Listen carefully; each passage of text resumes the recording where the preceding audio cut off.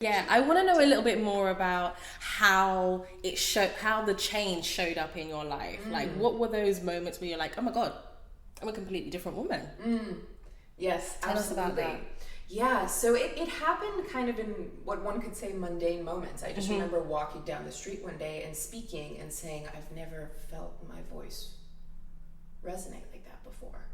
And it really, and then I was like, how, that's just such a funny thing. I was like, no, I've been tapping every day for a year and a half. That's probably what it is. There's so many things, right?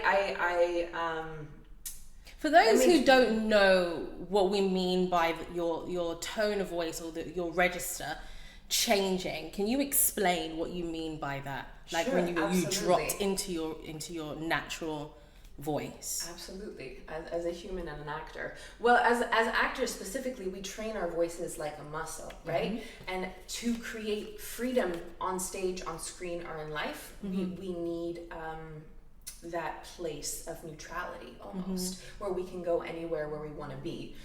So before, I didn't even know my voice was suffocated, or it was tightened, or there was tension there.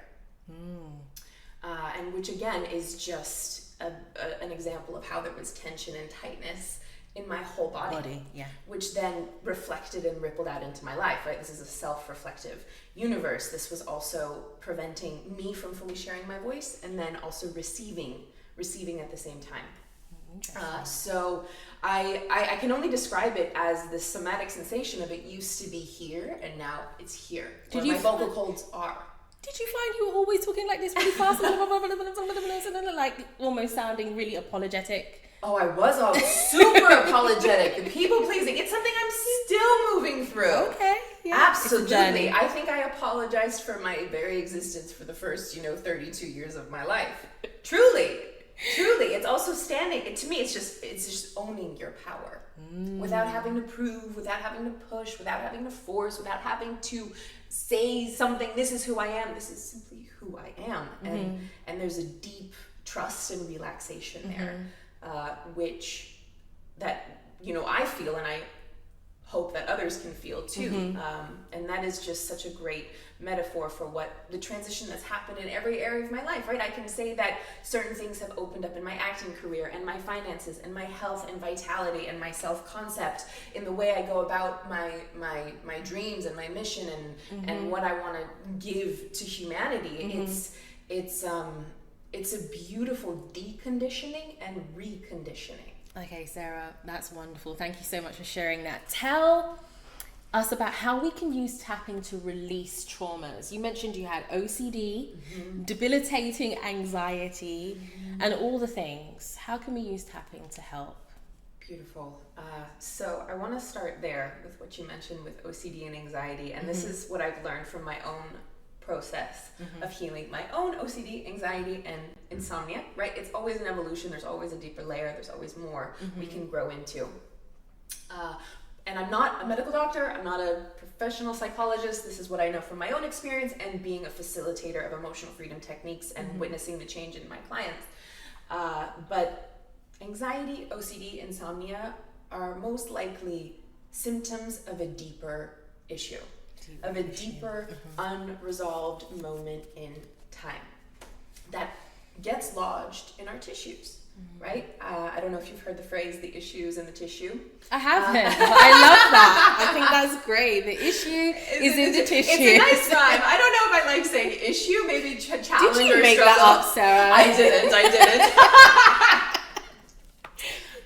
So the beauty of tapping is that, there's so many beautiful aspects of it.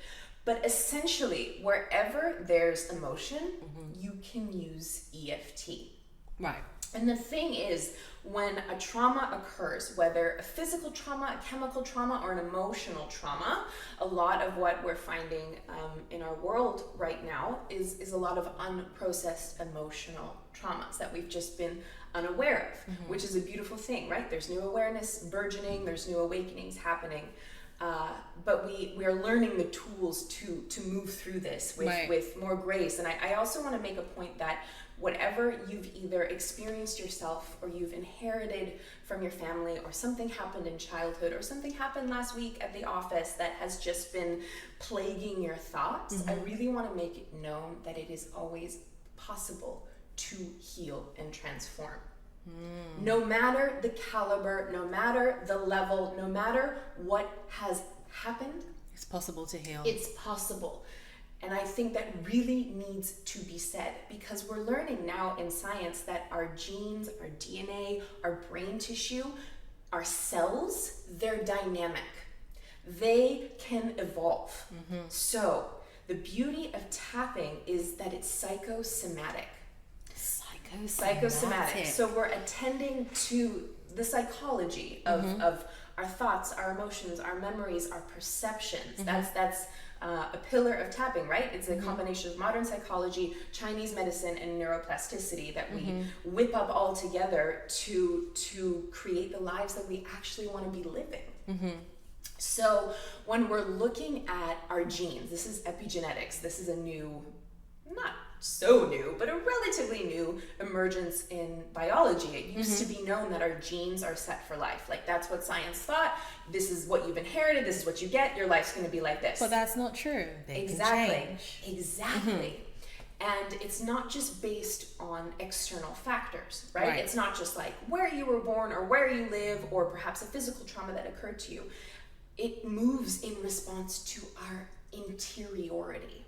So it's our emotions, it's our thoughts, it's our perceptions. They have as much of an impact on how our genes express themselves and how our DNA evolves.